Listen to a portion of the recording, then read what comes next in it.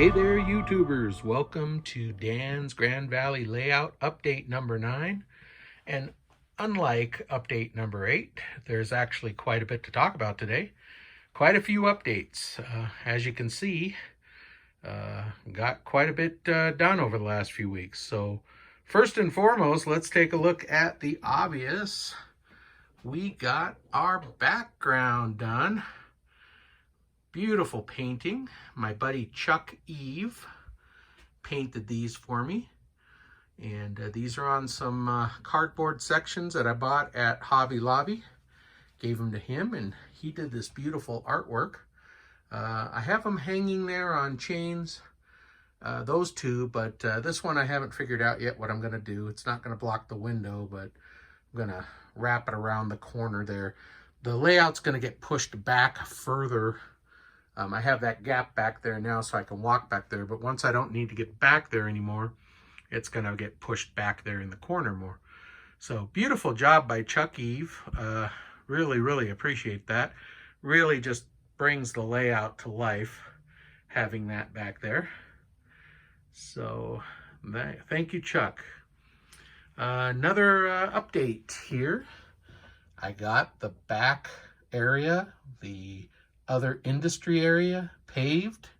The road is in and the parking lot, and voila, there it is. Here's a short video that I made last Sunday. It was snowing out and it was a good day for me to be in the basement working on the layout. So here's a short video of the work I did back there on that industry. Here's a little bit of what I'm doing this weekend. I've got the foam laid down for the road on the other industry. So that's 1/8 inch foam. And then I've got it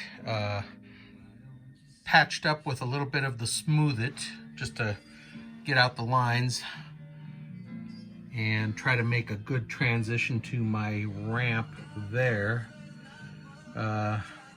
So when that dries this afternoon, I'll go ahead and sand it, get it smoothed out, and get it painted. And then that'll be the road and parking lot around these buildings here. I just put a little bit of gravel, real fine ballast here. So their parking lot will end here, and then that'll be ballast, or gravel, I should say. And kind of followed around the track here, same here, and then this building will fit in here. I'll put a little bit of greenery along there and maybe a tree here or something. But once I get that all painted black, then all the trailers and everything can be parked back there and I'll have a nice parking lot. So that's kind of what I've been working on the last couple hours here on Sunday. I also took some of the earth color, some black, and mixed it up with some water and kind of poured it there, dabbed it along the track into the ballast where the engines would sit while delivering boxcars to the industries here. So I don't know if it picks up too well on the camera, but along this whole siding here, this whole spur line there, you can kind of see it's darker. Maybe I need to go a little bit darker, but I wanted, where all the work happens, engines idling and coming and going, I wanted some dirt there on the tracks. So started that. We'll see how that goes. So here's what it looks like from the back side, all done, painted. The lines filled like I was talking about. Not sure about the darkness on the turnouts here, but you can kind of see it. I think it looks good. I don't want to have it too much, but too dark. But anyway, that's looking pretty good. So really happy to have that part done. Gonna get some striping in later on when I'm doing some detail work. But for now, looking pretty good. And here's another addition that I made. I made this little town square park. Just took my 1/8 inch foam board and made a little park. Those are toothpicks and some little strips of wood that I cut with a razor blade and just made little fences and glued them in. And you can see it's lifting up, but I haven't glued it down quite yet. I'm gonna glue it down to the street. So basically you'll come up the hill, come up here, I'll have a line here, maybe a stop sign, you'll turn in, and that's the little town square. So a little tree. The little picnic table is a kit that came with the City and Industry set from Atlas, which were the buildings. And that's one of the accessories that they have that you can build. Comes with the wood and the little ends. I painted them. But makes a nice little picnic area for the town square. Another thing I finished finally is Gretel's cottage. Got some paint on it. Got it assembled. And as you can see, there's a light on inside. So that's going to be the next little thing we talk about here. But I might have to shoot some video tonight when it's darker so you can see the lights. But yeah, real nice little cottage, came out nice.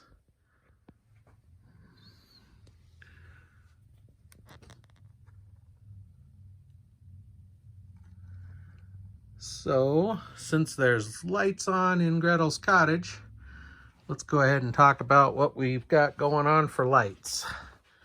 So, I thought long and hard about it and decided that I really didn't want to be underneath here soldering wires and trying to get under this table and get back out and try to solder wires. So I decided that the Woodland Scenics Just Plug system would be the way to go. So it really is slick. You basically have a hub there with dimmer controls on it, and you have an optional auxiliary switch, which I went ahead and bought, and that'll turn off either the hub, or you can wire it to turn off different sections. But I've got this wired here. The street light was not a Woodland Scenics product, so it requires more voltage. So I have it wired to my 12-volt power supply. So it doesn't work with the Just Plug system. But there's the auxiliary switch. And that turns the light on. Of course, does the same thing for Gretel's cottage up there as well. So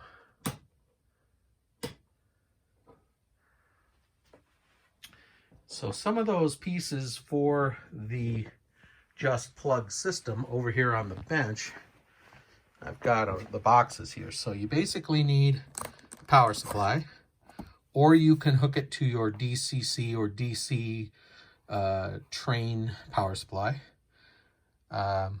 The expansion, the light and hub set, which is the one I'm using over there.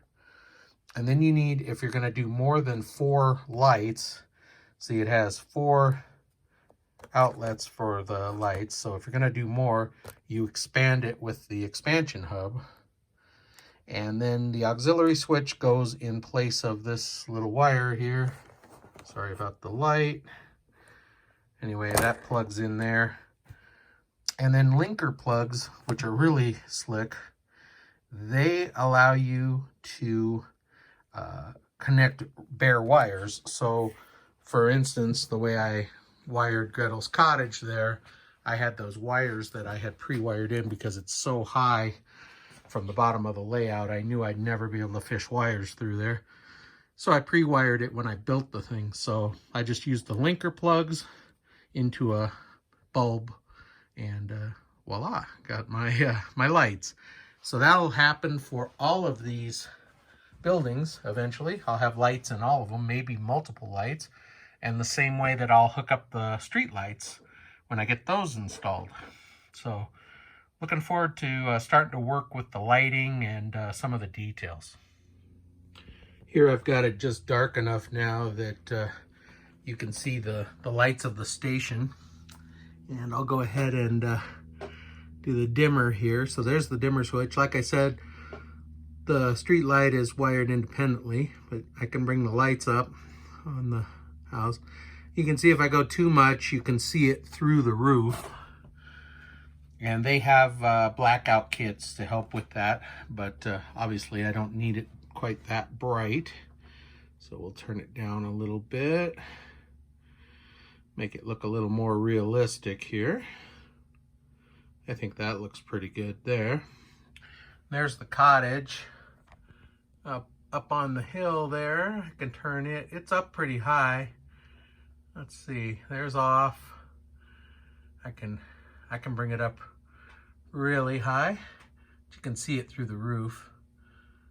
But that might be something I'm going to go ahead and paint some black on the inside of the roof.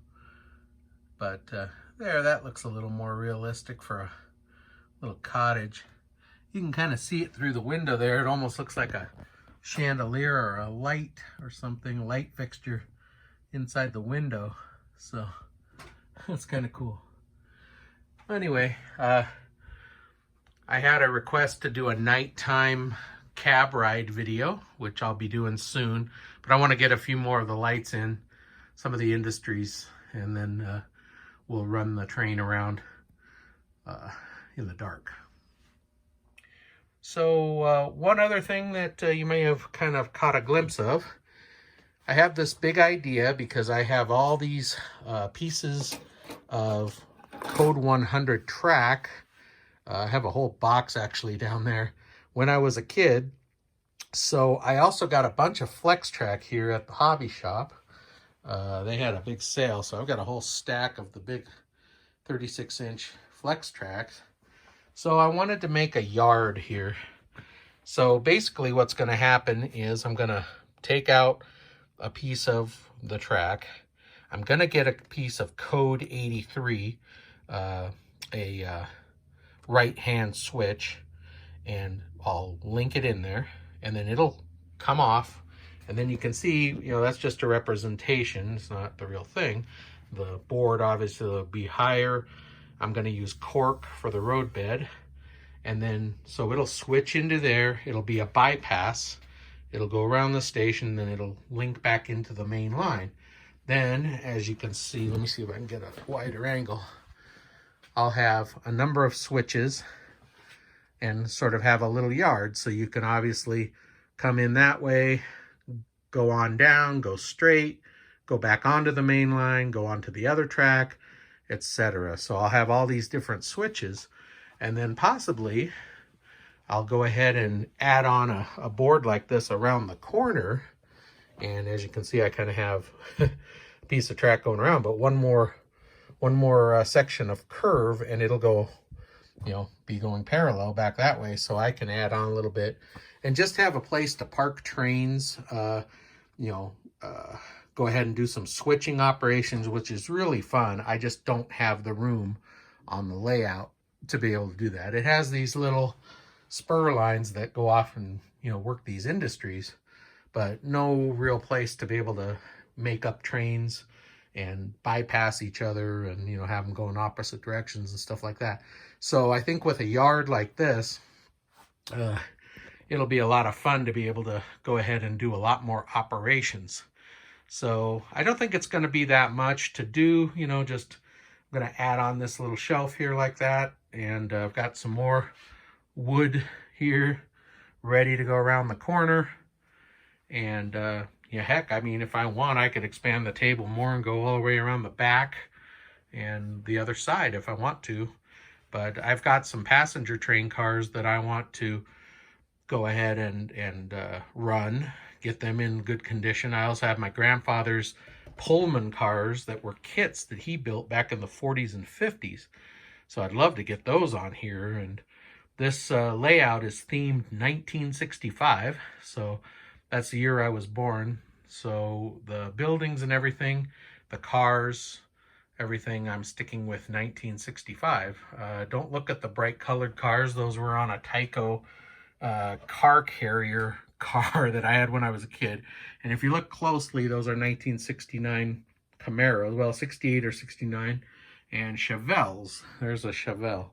So as far as the 65 theme goes, these other trucks and vehicles, they'll follow. That's a 1940s dig rig there. That's a 50s pickup. And so hopefully theme-wise, they'll stay within that 1965. But anyway, so that's where I'm at. That's update number 9. If you have any comments or questions, please. I really do enjoy getting your questions and your comments. I answer all of them, so appreciate that. Appreciate you guys watching. Please like and subscribe and share and let your friends know. HO scale model railroading is really fun, so really fun to be able to share with you guys what's going on. So thank you for watching. Take care.